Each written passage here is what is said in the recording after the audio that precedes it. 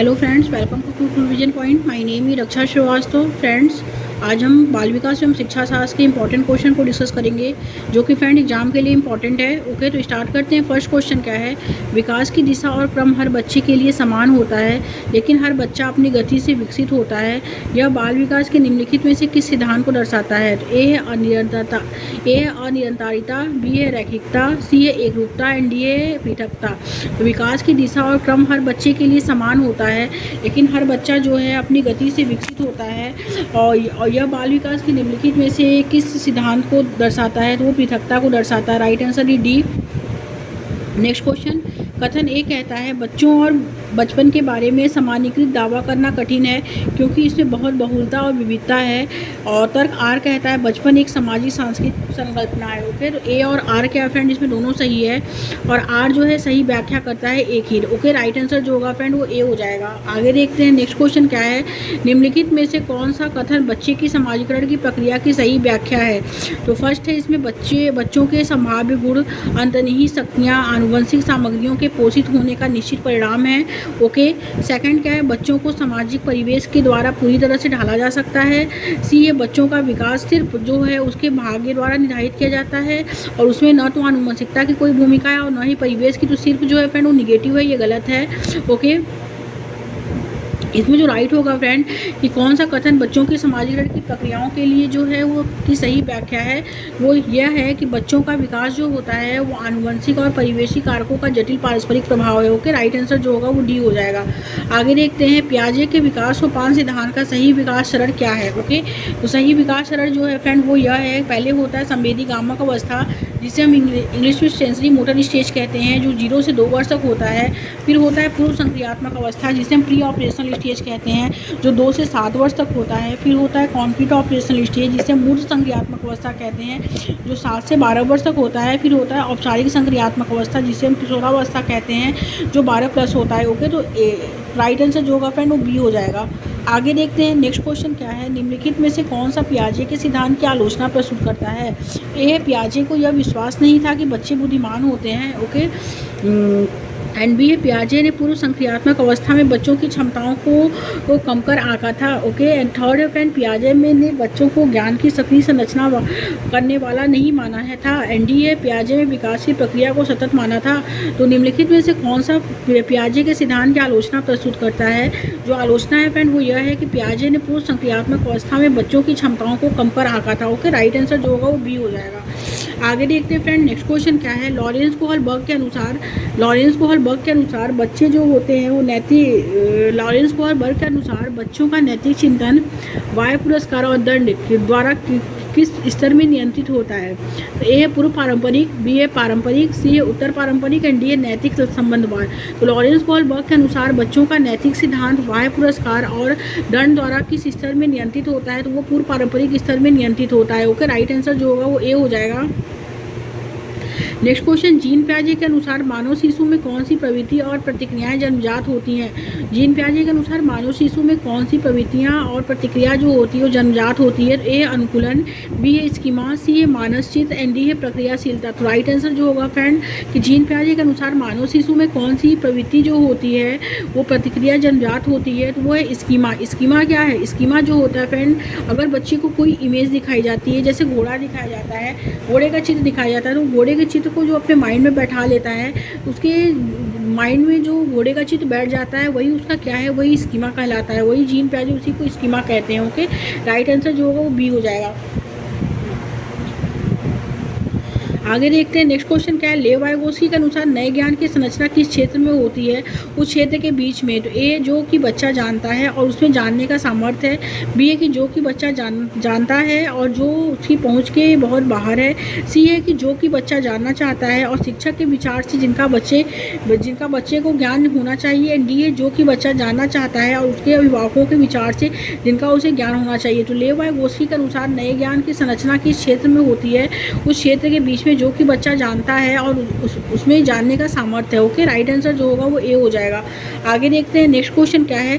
कक्षा में एक बच्चा अपने सहपाठियों से इस तरह व्यवहार करता है और जैसे उससे उसके घर में बर्ताव किया जाता है, यह किसका उदाहरण है? तो ए है संरचनावाद का, बी है सामाजिक संरचनावाद, सी है अवलोकन अधिगम एंड डी है मानवतावादी अधिगम। ओके, तो कक्षा में एक बच्चा अपने सहपाठियों से इस तरह व्यवहार करता है और जैसे उससे उसके घर में बर्ताव किया जाता है, यह किसका उदाहरण है? तो ये जो उदाहरण है फ्रेंड वो अवलोकन अधिगम का उदाहरण है। Okay, right answer is C.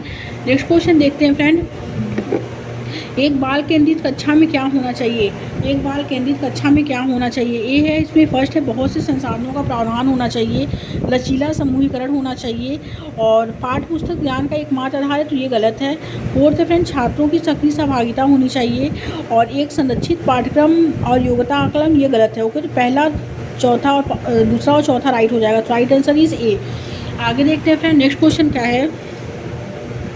Harvard gardener के सिद्धांत के अनुसार ए बुद्धि एक ऐकिक संरचना है, बी ये बुद्धि एक व्यापक क्षमता है जो संचित ज्ञान और अनुभव पर निर्भर है, सी ये बुद्धि को 3 प्राथमिक मानसिक क्षमताओं में वर्गीकृत किया जा सकता है एंड डी ये बुद्धि को विविध स्वतंत्र बुद्धियों में विभाजित किया जा सकता है जिसमें प्रत्येक का एक अद्वितीय जैविक आधार है। ओके, तो हार्वर्ड गार्डनर के सिद्धांत के अनुसार बुद्धि को विविध स्वतंत्र बुद्धियों में विभाजित किया जा सकता है जिसमें प्रत्येक का एक अद्वितीय जैविक आधार है। ओके, राइट आंसर जो होगा वो बी डी हो जाएगा। नेक्स्ट क्वेश्चन देखते हैं। किसी शिक्षक को सीखने का मूल्यांकन सुनिश्चित करने के लिए ए अंकों के आधार पर विद्यार्थियों में तुलना करना चाहिए, तो तुलना करना निगेटिव है, ये गलत है। बी है प्रत्येक बच्चे के कार्य का विश्लेषण करना और उनके अवबोध में अंतर ज्ञात करनी चाहिए। ओके, एंड सी है किसी मूल्यांकन परीक्षा में केवल हाँ ना के प्रश्न दोनों चाहिए, ये गलत है, केवल जो है निगेटिव है। एंड फोर्थ क्या है बच्चों की स्मरण शक्ति या पेपर पेंसिल परीक्षा द्वारा रखना चाहिए, तो स्मरण शक्ति पेपर पेंसिल परीक्षा ये क्या, ये भी निगेटिव है, ये भी गलत है। तो राइट आंसर जो होगा फ्रेंड किसी शिक्षक को सीखने का मूल्यांकन सुनिश्चित करने के लिए प्रत्येक बच्चे के कार्य का विश्लेषण करना और उनके अवबोध में अंतर ज्ञात करनी चाहिए। ओके, राइट आंसर जो होगा फ्रेंड वो बी हो जाएगा। नेक्स्ट क्वेश्चन देखेंगे। राष्ट्रीय शिक्षा नीति 2020 द्वारा सुझाई गई समग्र 360 डिग्री बहुआयामी रिपोर्ट क्या प्रस्तावित करती है? फर्स्ट है फ्रेंड योगात्मक आकलन को, बी है यंत्रवत याद करने के कौशल के आकलन को, सी है विद्यार्थियों को पेपर पेंसिल परीक्षा आधारित श्रेणियों में बांटना। ओके, एंड डी है स्व आकलन और समूह आकलन का समावेश। ओके, तो राष्ट्रीय शिक्षा नीति 2020 द्वारा सुझाई गई समग्र 360 डिग्री बहुआयामी रिपोर्ट क्या प्रस्तावित करती है? वो करती है फ्रेंड्स स्व आकलन और समूह आकलन के समावेश को जो है प्रस्तावित करती है। ओके, राइट आंसर जो होगा फ्रेंड वो हो जाएगा 4D। नेक्स्ट क्वेश्चन देखते हैं।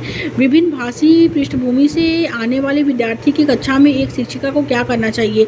ए जब भी विद्यार्थी अपनी मातृभाषा में बात करे तब उन्हें हतोत्साहित करना, बी है कक्षा में सम्मान की संस्कृति पैदा करना जिसमें विद्यार्थी की अपनी भाषा और बोली के बारे में बात करने को प्रोत्साहित किया जाए, सी है विद्यार्थियों को बोलना कि वे केवल स्कूल द्वारा निर्धारित मानक भाषा में बात करें, एंड डी वह विद्यार्थी जो हाशिया पर समुदाय से आते हैं वो घर पर ट्यूशन रखने को कहना। ओके, विभिन्न भाषीय पृष्ठभूमि से आने वाले विद्यार्थी की कक्षा में एक शिक्षिका को जो करना चाहिए वो कक्षा में सम्मान की संस्कृति पैदा करना चाहिए जिससे विद्यार्थियों को अपनी मातृभाषा और बोली के बारे में बात करने को प्रोत्साहित किया जाए। ओके, राइट आंसर जो होगा वो बी हो जाएगा। आगे देखते हैं नेक्स्ट क्वेश्चन क्या है। एक शिक्षिका अपने कक्षा में जेंडर रूढ़िवादिता में लचीलेपन को कैसे बढ़ावा देती है?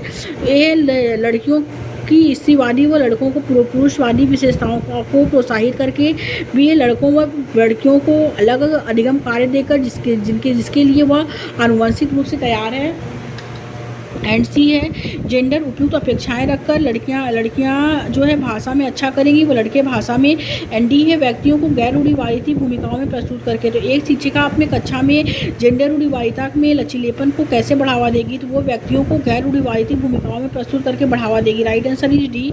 Next question. अपनी पीढ़ी से पहली बार स्कूल जाने वाले विद्यार्थी की कक्षा के लिए एक शिक्षक को क्या करना चाहिए? ओके, तो एक शिक्षक को क्या करना चाहिए, तो ए है इसमें इनमें असफलता का डर पैदा करना चाहिए ताकि यह दबाव व तनाव में कम करे। बी है इनकी संस्कृति का सम्मान करते हुए इन्हें स्कूल की भाषा व संस्कृति से परिचित करवाना चाहिए। सी है इनके लिए अलग अच्छा बनानी चाहिए ताकि यह दूसरे विद्यार्थियों पर नकारात्मक प्रभाव न डाल पाए। एंड डी है इनमें कोई अपेक्षा नहीं रखनी चाहिए क्योंकि इनमें से बहुत से विद्यार्थी शिक्षण के लायक नहीं है। तो अपनी पीढ़ी में पहली बार स्कूल जाने वाले विद्यार्थी की शिक्षा के लिए एक शिक्षिका को क्या करना चाहिए, तो एक शिक्षिका को जो करना चाहिए इनकी संस्कृति का सम्मान करते हुए इन्हें स्कूल की भाषा व संस्कृति से परिचित करवाना चाहिए। Right answer is B. आगे देखते हैं नेक्स्ट क्वेश्चन क्या है। कथन ए कहता है विविध प्रकार की सामाजिक, आर्थिक और सांस्कृतिक पृष्ठभूमि के विद्यार्थी की कक्षा सभी विद्यार्थियों के अधिकात्मक अनुभव को बढ़ाती है। यस, ये करेक्ट है। एंड तर्क आर कहता है कि समावेशन में केवल उन्हीं विद्यार्थियों को लाभ होता है जो दृष्टिबाधित, सरल रूप से बाधित है, जिन्हें विकार है। तो केवल क्या है, निगेटिव है। ओके, तो ये गलत हो जाएगा। तो ए इसमें राइट है, ए सही है, आर गलत है। तो right answer is C. Next question, एक शिक्षिका को उस विद्यार्थी के लिए जो दृष्टिबाधित है के लिए क्या शिक्षा स्तरीय प्रावधान करने चाहिए। तो ए है फ्रेंड बहुत से सूक्ष्म मुद्रण संस्थानों का इस्तेमाल करना चाहिए। बी है मौखिक संकेतों का इस्तेमाल करना चाहिए ताकि उनको कल्पना करने के अवसर मिले। सी है बहुत से दृश्य प्रदर्शन करने देने चाहिए। एंड डी है ब्लैक बोर्ड पर बहुत कार्य करना चाहिए। तो राइट आंसर जो होगा फ्रेंड वो बी हो जाएगा कि मौखिक संकेतों का इस्तेमाल करना चाहिए ताकि उनको जो है कल्पना करने के अवसर मिले। ओके, राइट आंसर जो होगा वो बी हो जाएगा। आगे देखते हैं फ्रेंड, विद्यार्थी जिन्हें अधिगम विकार है सीखने के लिए निम्न में से कौन सी कक्षा संस्कृति उपयुक्त है। तो ए है सख्त पाठ्यचर्या का पालन करना। तो ये गलत है। ओके, सख्त पाठ्यचर्या क्या है, निगेटिव है। बी है फ्रेंड की विविध शिक्षा शास्त्रीय पद्धतियाँ अपनाना। सी है मानकीकृत आकलन निश्चित करना। तो मानकीकृत आकलन फ्रेंड क्या है, ये निगेटिव है, ये भी गलत है। डी है टूटियों और गलतियों के लिए असहनशीलता रखना। तो ये भी निगेटिव है, ये भी गलत है। विद्यार्थी जिन्हें अधिगम विकार है के सीखने के लिए निम्न में से कौन सी कक्षा संस्कृति उपयुक्त है, तो वो है विविध शिक्षा शास्त्रीय पद्धति अपनाना। Right answer is B. Next question देखेंगे, प्रतिभाशाली विद्यार्थियों की पहचान कैसे की जा सकती है। वो चुनौतीपूर्ण कार्य के लिए तत्परता द्वारा और किसी बाहरी अभिप्रेरणा के बिना काम करने की अक्षमता द्वारा। तो ये गलत है। सी थर्ड है मौलिक सोच द्वारा। एंड फोर्थ है बहुत संसाधनों की क्षमता द्वारा। ओके, पहला, तीसरा और चौथा राइट हो जाएगा। तो राइट आंसर इज सी। आगे देखते हैं नेक्स्ट क्वेश्चन क्या है। निम्न में से अध्यापक द्वारा अपनाई गई कौन सी तकनीकी संरचनात्मक शिक्षण अधिगम प्रक्रिया में हानिकारक है। ओके, तो ए है फ्रेंड विद्यार्थी को कार्य सौंपते हुए उनकी अधिगम गति का ध्यान रखना। बी है अच्छा प्रदर्शन ना करने वाले बच्चों को प्रेरित करने के लिए कॉलेज स्टार्ट देना। एंड सी है अधिगम के आकलन हेतु विविध तरीके अपनाना। एंड डी है विद्यार्थियों के सामाजिक संदर्भ के प्रति संवेदनशील और विचारशील होना। ओके, तो निम्न में से अध्यापक द्वारा अपनाई गई कौन सी तकनीकी संरचनात्मक शिक्षण अधिगम प्रक्रिया में जो है वो हानिकारक है, वो है कि अच्छा प्रदर्शन ना करने वाले बच्चों को प्रेरित करने के लिए कॉलेज स्टार्ट देना। Okay, right answer is B. आगे देखते हैं नेक्स्ट क्वेश्चन क्या है। क्या कक्षा में सहज ज्ञान चिंतन को प्रोत्साहित किया जाना चाहिए। तो ए हाँ, बच्चों का सहज ज्ञान और अनुमान उनके ज्ञानात्मक चिंतन को विकसित करने में जो है सहायता करता है।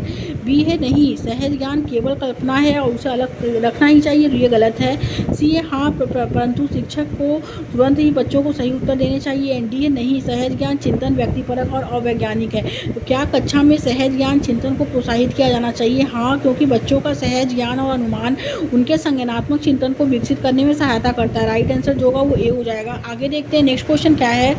अधिगम कथन ए कहता है दृश्यों के एक संग्रह का इस्तेमाल करने और उसके बाद अधिगमकर्ताओं के पूर्व अनुभवों के आधार पर चर्चा करना अधिगमकर्ताओं में संकलनात्मक समझ को बढ़ावा देता है। यस, ये करेक्ट है। एंड तर्क आर कहता है अधिगमकर्ता जो है उन्हें दी गई सामग्री क्रियाकलापों के आधार पर उनके मौजूद विचारों को नए विचारों से जोड़कर सक्रिय रूप से अपने ज्ञान की संरचना करते हैं। यस, ये भी करेक्ट है। ए और आर दोनों सही है और आर सही व्याख्या करता है एक योग के। तो राइट आंसर इज ए हो जाएगा। नेक्स्ट क्वेश्चन देख रहे हैं, बच्चे फिल इन दी ब्लैंक्स तरीके से सीखते हैं और फिल इन दी ब्लैंक्स तरीके से नहीं सीखते हैं। बच्चे जो है वर्तानुकार तरीके से सीखते हैं और एक रेखी तरीके से नहीं सीखते हैं। Okay, right answer is a. Next question देखते हैं फ्रेंड। नेक्स्ट क्वेश्चन क्या है? नेक्स्ट क्वेश्चन है कि अधिगम हेतु एक प्रेरक वातावरण देने के लिए शिक्षक को क्या करना चाहिए? ए, विद्यार्थियों की भावनाओं पर ध्यान केंद्रित करना चाहिए और संज्ञानात्मक पहलुओं की अपेक्षा करनी चाहिए। बी, संज्ञानात्मक पहलुओं पर ध्यान देना चाहिए और विद्यार्थियों की भावनाओं की अपेक्षा करनी चाहिए। सी, यह मानना चाहिए कि भावनात्मक और संज्ञानात्मक पहलू एक दूसरे को प्रभावित करते हैं। एंड डी, यह मानना चाहिए कि भावनात्मक और संज्ञानात्मक पहलुओं में कोई संबंध नहीं है। तो अधिगम हेतु जो है एक प्रेरक वातावरण जो है देने के लिए शिक्षक को यह मानना चाहिए कि भावनात्मक और संज्ञानात्मक पहलू एक दूसरे को प्रभावित करते हैं। ओके, राइट आंसर जो होगा फ्रेंड वो सी हो जाएगा। आगे देखेंगे, विद्यार्थी के सार्थक शिक्षण के लिए उत्साहित करने के लिए उन्हें उद्देश्य रूप में उपलब्धि के स्थान पर उद्देश्य प्रेरित करना चाहिए। ओके, विद्यार्थियों के सार्थक शिक्षण के लिए उत्साहित करने के लिए उन्हें उद्देश्य रूप में उपलब्धि के स्थान पर उद्देश्य को प्रेरित करना चाहिए। Right answer is B. आगे देखते हैं फ्रेंड, नेक्स्ट क्वेश्चन क्या है कि विद्यार्थियों के काम में त्रुटियां क्या इंगित करती हैं? त्रुटियां जो इंगित करती हैं वो है विद्यार्थियों का निरुत्साह, क्योंकि सीखना पूरी तरह बाहरी इनाम पर निर्भर है। ओके, राइट आंसर जो होगा फ्रेंड वो बी हो जाएगा। आगे देखते हैं, नेक्स्ट क्वेश्चन है क्या है?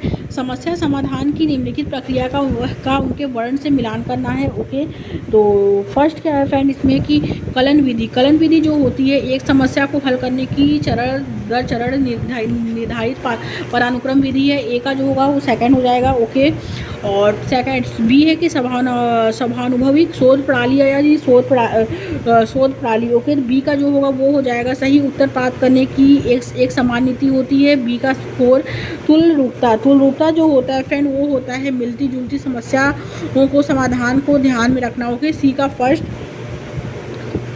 एंड उपाय अंत विश्लेषण जो होता है वो होता है फ्रेंड एक समस्या को उपलक्ष्यों में विभाजित करना और प्रत्येक उपलक्ष्य को हल करना। ओके, डी का थर्ड हो जाएगा। तो ए का सेकंड होगा फ्रेंड। ओके, बी का 4 हो जाएगा, सी का जो होगा वो फर्स्ट एंड डी का जो होगा वो थर्ड हो जाएगा। तो राइट आंसर जो होगा फ्रेंड वो हो जाएगा डी। ओके, आगे देखते हैं, नेक्स्ट क्वेश्चन क्या है? अधिगम व्यक्तिगत और पर्यावरणीय कारकों से महत्वपूर्ण रूप से प्रभावित होता है। इस संदर्भ में निम्नलिखित में से कौन सा कथन सही है? तो ए है फ्रेंड अभिरुचि और अभिवृत्ति दोनों व्यक्तिगत कारक हैं। बी है कक्षाई शिक्षा शास्त्र और अवधान दोनों व्यक्तिगत कारक हैं। एंड सी है रुचि और समुदाय दोनों पर्यावरणीय कारक हैं। एंड डी है उम्र और विद्यालय दोनों पर्यावरणीय कारक हैं। तो अधिगम व्यक्तिगत और पर्यावरणीय कारकों से महत्वपूर्ण रूप से प्रभावित होता है। इस संदर्भ में निम्नलिखित में से कौन सा कथन सही है? तो वो यह है कि अभिरुचि और अभिवृत्ति दोनों जो होते हैं फ्रेंड वो व्यक्तिगत कारक हैं। Okay, right answer is a. Next and last question देखेंगे, एक समाजी रचनावादी परिप्रेक्ष्य में अधिगम व ज्ञान। तो ए है शिक्षिका और शिक्षिका द्वारा जो है फ्रेंड विद्यार्थियों को प्रसारित किया जाता है। बी है विद्यार्थियों द्वारा स्वतंत्र रूप से खोजा जाता है। सी शिक्षिका की मदद से विद्यार्थियों द्वारा सह संरक्षित होता है। एंड ये केवल पाठ्यपुस्तक द्वारा निर्देशित व निर्धारित होता है। तो एक सामाजिक रचनावादी परिप्रेक्ष्य में अधिगम व ज्ञान जो होता है फ्रेंड वो शिक्षिका की मदद से विद्यार्थियों द्वारा जो होता है संरक्षित होता है। ओके, संरक्षित होता है। राइट आंसर जो होगा वो सी हो जाएगा कि शिक्षिका की मदद से विद्यार्थियों द्वारा संरक्षित होता है। ओके, करेक्ट आंसर जो होगा वो सी हो जाएगा। Thank you friends.